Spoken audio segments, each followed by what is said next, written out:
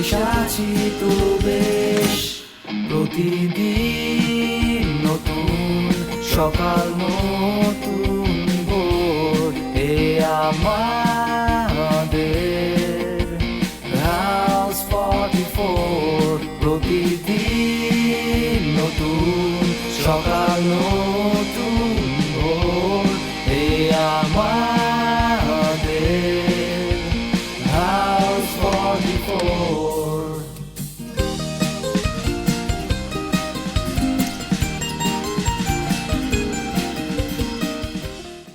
আর যদি কেউ তোমাকে কোনো প্রশ্ন করে যে তোমাকে কে দায়িত্ব দিয়েছে, তুমি ডাইরেক্ট আমার কাছে পাঠা দিবে। রহমান ভাই আমাদের আমাদের সকলের জন্য কত কষ্ট করে দেখেন, রান্না করে, বাজার করে, আমাদের সকলকে আগলায় রাখে। এই 6-7টা মানুষ মিলে যে আমরা একটা পরিবারের মধ্যে থাকি, এটা রহমান ভাইয়ের জন্য। না, ভাবছি এখানে আর থাকবো না, কিশোরগঞ্জে চলে যাব, সেখানে যে একটা ব্যবসা বাণিজ্য ধরবো। কি বলছেন রহমান ভাই, কোনো কথা বললেন? আপনি দুষ্টামি করছেন আমার সাথে, তাই না? সে যখন চলে যাচ্ছিল, আমাকে যখন বলে গেছে, আমার আমার খুব খারাপ লাগছে তার জন্য। আপনি কি চাইলে রহমান ভাইকে থামাতে পারতেন না? কেন একজন আউটসাইডার লাইক সোলাইমান ভাই সে এসে রহমান ভাইকে চার্জ করবে? রাজায়ে মনু লাল দোপাট্টা ওরে মনু লাল দোপাট্টা মনু মনু রে মনু। এই কি অবস্থা? হ্যাঁ,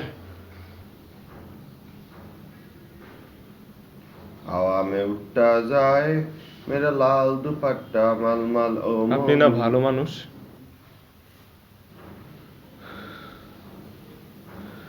আপনার না একটা পরিবার আছে, মা বাবা আছে, ভাই বোন আছে, সবাই আপনারে কত ভালোবাসে।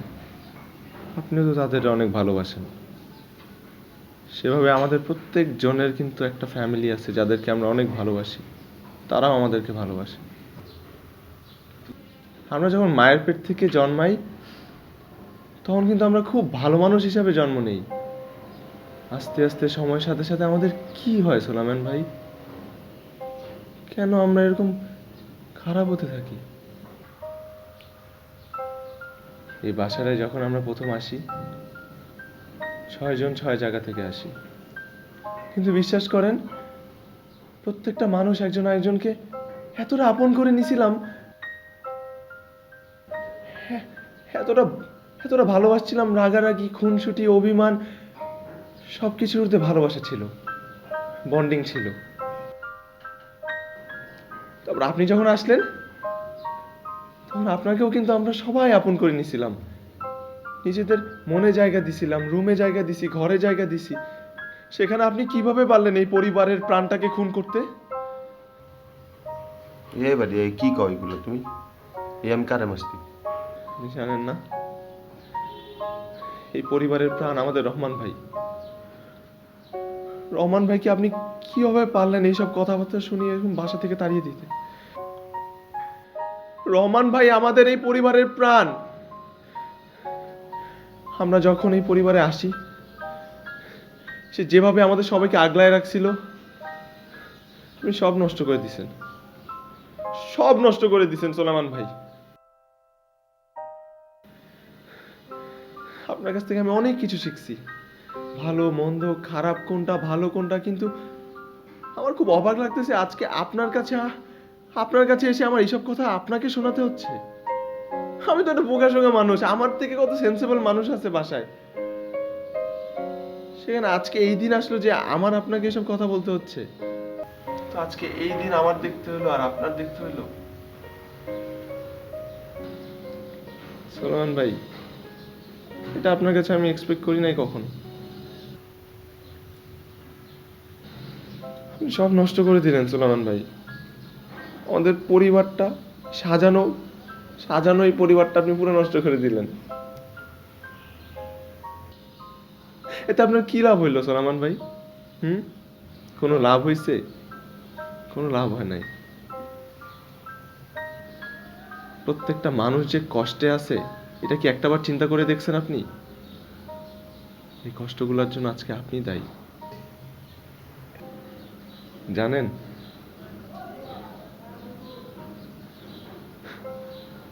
আমার না এই পৃথিবীতে পরিবার বলে কিচ্ছু নাই,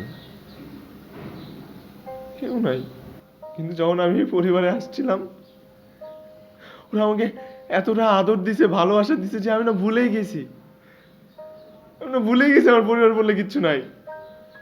বাবার আদর, মার আদর, ভাইয়ের আদর সব সব ওরা 5 জন আমাকে দিছে। আমি আপনার কাছ থেকেও না এটা আশা করছিলাম। আপনি এটা কেন করলেন? কিভাবে করলেন আপনি এই কাজটা? সোলাইমান ভাই, কিভাবে ঘরের প্রত্যেকটা মানুষের মধ্যে আপনি এমনি কষ্ট দিতে পারলেন সোলাইমান ভাই? সোলাইমান ভাই, আপনার কাছ থেকে আমি এটা আশা করি নাই সোলাইমান ভাই। আপনার কাছ থেকে আমি এটা আশা করি নাই সোলাইমান ভাই। আমি আপনাকে নিজের ভাইয়ের মতো ভাবছিলাম। কিভাবে পারলেন আপনি এই কাজটা করতে?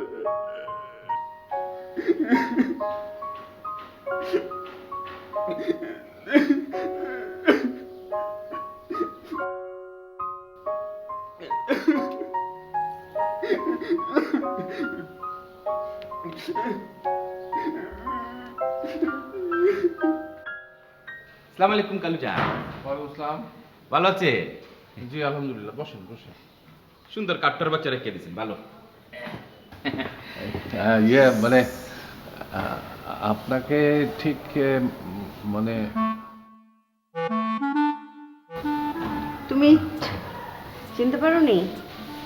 ওই যে আমাদের ব্যাচেলারদের সবচেয়ে হেড, বদের হেড, ওইটা যার জন্য মারামারি কাটাকাটি একটা গ্যাঞ্জাম হলো না? ও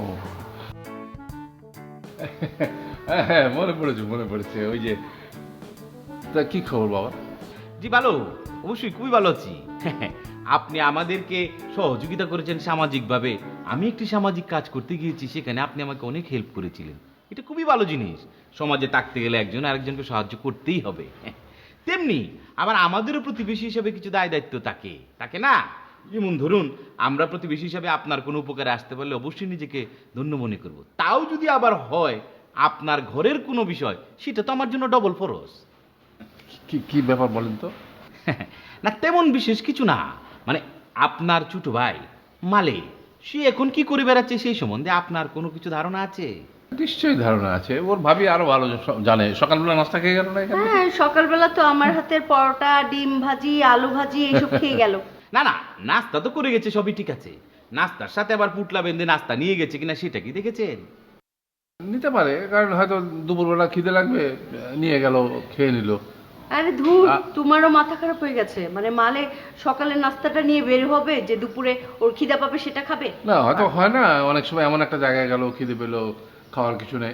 না, ঘর থেকে কোনো খাবার নিয়ে যায়নি, পোটলা নিয়ে যায়নি। আর নিলেও তো অসুবিধা নেই, ও তো আবার একটু প্রকৃতি প্রেমী। রাস্তায় গরু, ছাগল, কুকুর, বিড়াল তাদেরকে খাওয়ায়। ও তো স্বভাবটা এরকম। না তা ঠিক আছে, যদি খাবার দাবার না নিয়ে যেতে থাকে তাতে কোনো সমস্যা নাই। পকেটের টাকা খরচ করেও তো কাউকে কিছু কিনে খাওয়ানো যায় না? সেটাই আর কি। তাই বলছিলাম যে ধরেন আপনার বাসার নাম্বার কত?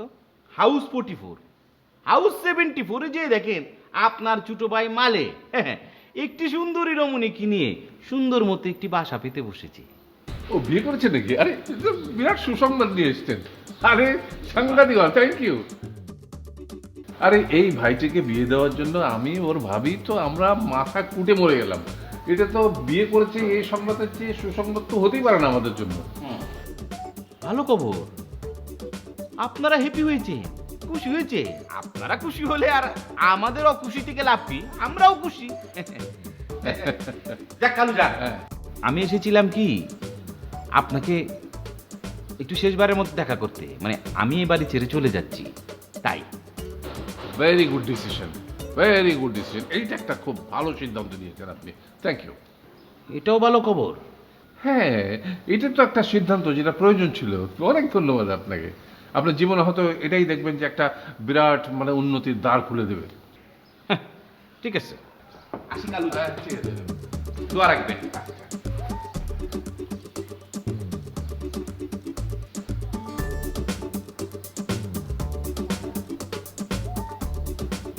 কি বুঝলেন? কি শুনলাম? কি বলে গেল মালিক? আরে আমি ভাবি মায়ের মতো আমাকে তো বলতে পারতি।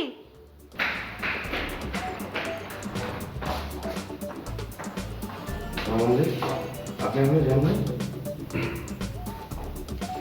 ব্যাগটা গুছাচ্ছি, একটু দেরি হয়েছে ভাই, যাচ্ছি এখন যাচ্ছি।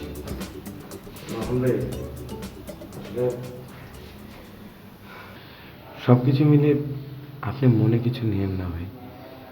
আসলে আমরা তো একসাথে এই ফ্ল্যাটে এতদিন ধরে থাকছি, অনেক রকমের কথাবার্তা, অনেক রকমের হাসি তামাশা, ফাজলামি আর কি, অনেক কিছুই হয়েছে আমাদের মধ্যে। কিন্তু দিন শেষে কিন্তু সবার সাথে সবার একটা ইন্টিমেসি হয়েছে, আত্মিক বন্ধন তৈরি হয়েছে। সবাই সবাইকে সত্যিই ফিল করি। আমরা তো সবাই ভাই ভাই ছিলাম, তাই না? হ্যাঁ ভাই, আপনারা আপনারা ভাই ভাই, আমি না। আপনাদের সঙ্গে থেকে বুঝতেই পারিনি কে যে আপন কে যে পর। ভাই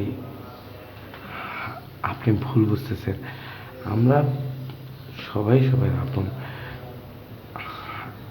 আপনি বুঝতে পারতেছেন, আপনি যদি চলে যান, এই বাসায় কে সকালবেলা ঘুম থেকে উঠে কেচর কেচর করবে, কে চিল্লাচিল্লি করবে, কার চিল্লাচিল্লির জন্য ঘুম ভাঙবে?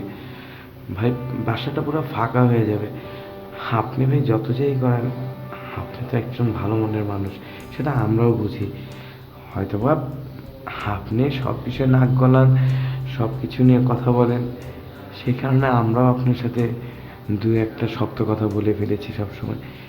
কিন্তু আপনি না থাকলে সব বিষয়ে কে নাক গলাবে? আর তো কেউ থাকবে না। রমন ভাই, আপনি আপনি যায়েন না, আপনার কাছে অনুরোধ, আপনি সব কিছু ভুলে যান, আপনি আমাদের সাথে থাকেন। না রে ভাই, নিজের আত্মসম্মান বোধে লেগেছে, ব্যক্তিত্বের সঙ্গে আর আপোষ করতে পারিনি। আমি মানুষ খারাপ হতে পারি, আপনাদের সঙ্গে চিল্লাচিল্লি করেছি, হই হুল্লোড় করেছি, আপনাদের অনেক সময় খারাপ লেগেছে, কিন্তু ভাই নিকৃষ্ট কাজ করার লোক আমি না। ভালো থাকেন।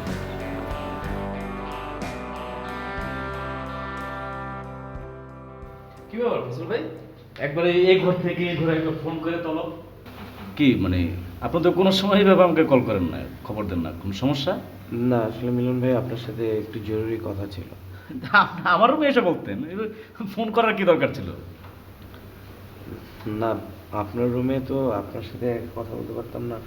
আসলে আমি একটু আপনার সাথে একা কথা বলতে চাই। আর আপনি তো ভালো করেই জানেন যে এই ব্যাচেলর ফ্ল্যাটে আসার পর থেকে আমি কোনো প্রবলেমে পড়লে বা কোনো বিষয় নিয়ে আপনার সাথেই ডিসকাস করি। তাই আসলে রুমের মধ্যে শেয়ার না করে ভাবুন যে আপনি এখানে আসতে পারেন। হ্যাঁ ঠিক আছে। আমি তো আপনাকে অনেক বিচক্ষণ মনে করি। এখানে যখন আমরা উঠেছি, তো এর মধ্যে তো আমার পরে হচ্ছে যে মানে সিনিয়র মধ্যে রহন ভাই তো সারাক্ষণ বাজার সদার নিয়ে থাকে, রান্না নিয়ে থাকে, মাথার মধ্যে একটু বুদ্ধি কম, কিন্তু আমি কিন্তু আপনাকে খুব বিচক্ষণ মানে মনে করি, বুদ্ধিমান। বলেন তো কি ব্যাপারে, তো জরুরি বিষয়? না আসলে বিষয়টা আপনার সাথে শেয়ার করা উচিত মনে করেছি বলেই বলছি। আসলে আমি একটা বড় ভুল করে ফেলেছি, তো আমি নিজেই খুব অনুতপ্ত। সেই ভুলটা রিয়েলাইজ করে আপনাকে সব কিছু খুলে বলতে চাই। আসলে যে ঘটনাটা ঘটেছে সব কিছু মিলিয়ে, হ্যাঁ আপনি আমাকে বিচক্ষণ মনে করেন, বুদ্ধিমান মনে করেন, কিন্তু আমি আসলে একটা ভুল করে ফেলেছি। সব কিছু জেনে শুনে চুপচাপ ছিলাম, কিন্তু বড় ধরনের একটা প্রবলেম ক্রিয়েট হয়ে গেছে। সব কথা শেষ কথা আমি বলতে চাই যে আসলে সোলেমান পুরোপুরি ভণ্ড। কি বলেন ফজল ভাই? সুলেমান তো খুবই ভালো ছেলে, খুবই বুদ্ধিমান ছেলে, এবং হচ্ছে যে যে সে তো মানে ভালো আন্তরিক। সুলেমান সম্পর্কে আপনি এই কথা? মিলন ভাই, সেটাই বড় ভুল হয়েছে। রহমান ভাই হচ্ছে সবচেয়ে ভালো মানুষ, অনেস্ট সৎ একজন মানুষ। হয়তোবা উনি কথা একটু বেশি বলেন, কি করে কথা বলতে হয় সেটা বোঝেন না। আর সবাই তো সবসময় একইভাবে কথা বলবে না, এক একজন এক এক স্টাইলে কথা বলে, এক একজনের ভাবভঙ্গি এক এক রকম থাকে। হয়তোবা রহমান ভাই আমাদের সাথে একটু উচ্চবাচ্য করে কথা বলতে ঠিকই, কিন্তু মনের দিক থেকে উনি অনেক ভালো। কিন্তু সোলেমানই ভণ্ড। বিষয়টা হচ্ছে, যে জিনিসটা নিয়ে এত কিছু সব কিছু ঘটিয়েছে সোলেমান আসলে, ওকে তো আমরা আগের থেকে জানি, ও পুরোপুরি ভন্ড একটা ছেলে। ওই যে ঘড়ির কথা বলছি সেই ঘড়িটা মাত্র 200 টাকা দিয়ে কিনেছে। আর ও ঘড়িটা রহমান ভাই চুরি করেনি, যা করেছে সব কিছু সোলেমানি সাজিয়েছে যাতে করে আমরা রহমান ভাইকে সন্দেহ করে এই বাসা থেকে রহমান ভাইকে তাড়িয়ে দিই। হ্যাঁ আমি সব কিছু জানতাম, কিন্তু আসলে না না না ফসল ভাই, এটা একদমই আপনার কাছে আশা করি নাই। আপনি সোলেমান ভুল করেছে বিধায় আপনিও ভুল করবেন? আপনাকে আমি পর্যন্ত আপনার কাছে সাজেশন নিতে আসতাম। আপনাকে এত বুদ্ধিমান, আপনি একতা নিয়ে কথা বলছেন, সবাইকে বন্ডিংয়ের কথা বলছেন, আপনি এত বড় একটা ভুল করতে পারলেন? সোলেমানের ফাঁদে আপনিও পাড়া দিলেন? হ্যাঁ, আসলে আমি চিন্তা করছি শাওনের বন্ধু, শাওন আমার খুব কাছের একটা ছোট ভাই, তো সব কিছু মিলিয়ে একটু চুপচাপ ছিলাম যে দেখি কি হয়, কিন্তু এত বড় একটা অঘটন ঘটে যাবে এটা আসলে বুঝতে পারিনি। এই জন্যই তো আসলে আমি আমার ভুল বুঝে, আপনি মুরব্বী মানুষ, আপনার বড় ভাই, আমি ছোট ভাই হিসেবে ভুল করে ফেলেছি। আমি মনে করি আপনি সেটা ক্ষমাসুন্দর দৃষ্টিতে দেখে একটা যথাযথ ব্যবস্থা নেবেন, যাতে করে আসলে কথাগুলো বলি। এখন আপনাকে এটাও বললাম, এখন দেখেন আপনি কী ব্যবস্থা নেবেন। যাই হোক, মানে আমি অ্যাটলিস্ট আপনার কাছে মানে এরকম বোকা আমি আশা করি নাই। তারপরও আপনাকে ধন্যবাদ জানাই যে আপনি অনেস্টলি আপনি মানে আপনার অপরাধ স্বীকার করেছেন। এটা একটা বড় ব্যাপার, এটা আপনার একটা বড় সাহসী কাজ করেছেন, এই জন্য আপনাকে ধন্যবাদ। কিন্তু এদিকে তো মানে আমি রহন ভাই আমরা এতদিন একসাথে, উনি আমার সাথে এর আগেও ছিল, আমরা একটা বন্ধুর মতো চলাফেরা করেছি। ভুল বুঝে বাড়ির থেকে তাড়িয়ে দিলাম, এত বড় ভুল করে ফেললাম, এটা দেখা যাক। আপনি এটা নিয়ে মন খারাপ করেন না, দেখি কি করা যায়।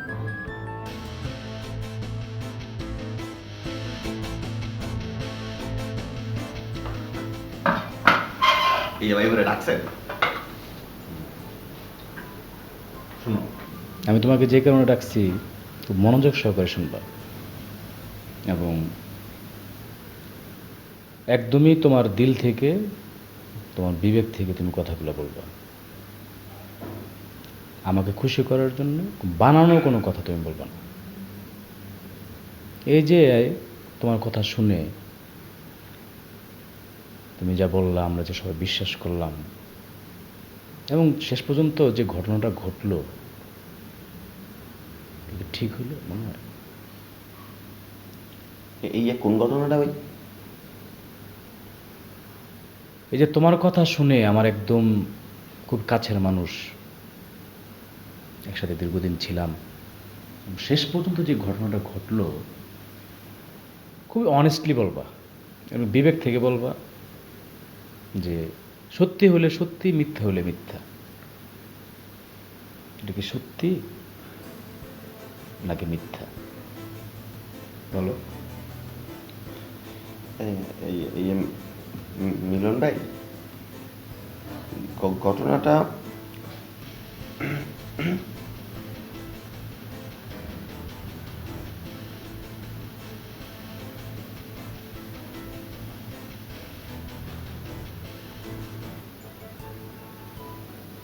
রহমান ভাইয়ের ঘটনা। মিলন ভাই, আমি যা কইছি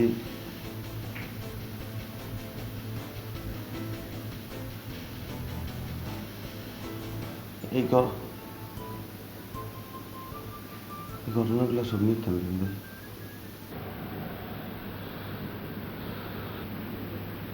বানায় বানায় মিশা কথা কইছি। রহমান ভাইয়ের উপর অনেক রাগ ছিল, আমি চাইছিলাম মানুষটারে বাসাতে বাইর করে দিতে। মানুষটা সারাদিন ক্যাটক্যাট করতো আমার সাথে, আমার মানুষটা ভালো লাগতো না। কিন্তু কথাগুলো তো সত্যি না মিলন ভাই। আমি মিশা কথা কইছি।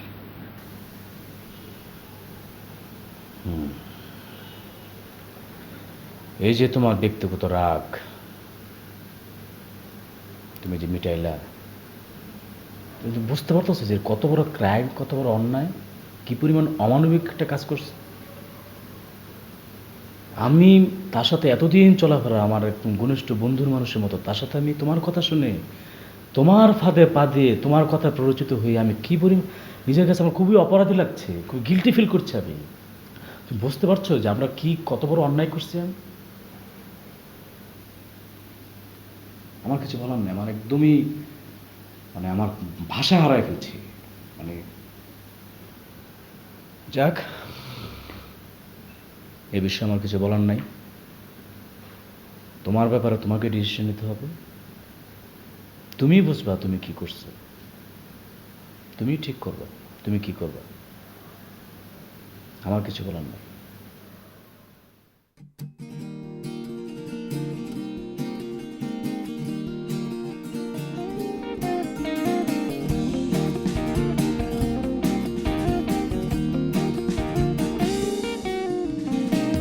শহরের এক কোণে টুকরো টুকরো হাসি। আরে কথা বল না, বউ হয়ে গেলে কেন? আমার বাড়িতে এসে অপমান করে যাবে লোকের, আমি এগুলো শুনবো? এই একজন বাপের মতো সবাইরে আদর করে, একজন মায়ের মতো সবাইরে শাসন করে, ইয়ে কোনো কথা? ইয়ে তো মুই পাইলাম না। আমার ওই মেয়েটির উপর অনেক রাগ ছিল, এটা খুব স্বাভাবিক। আপনি আমি আমাদের সবাইকেও অপমান করেছে। তারপর আমার হঠাৎ মনে হলো যে একটি মেয়ে এরকম বিপদে পড়েছে, তাকে দেখে একটু সহযোগিতা করতে পারি কিনা। তোমার এই গিরিঙ্গি, তোমার এই কিলিকবাজির কারণে আমাদের মানে এখন জীবনে কোনো সময় কারোর সাথে এরকম আচরণ করি না। এখন একটা সহজ সরল মানুষকে বাড়ি থেকে ঘর থেকে বের করে দেওয়া কত বড় অমানবিক কাজ, তুমি বুঝতে পারতেছো?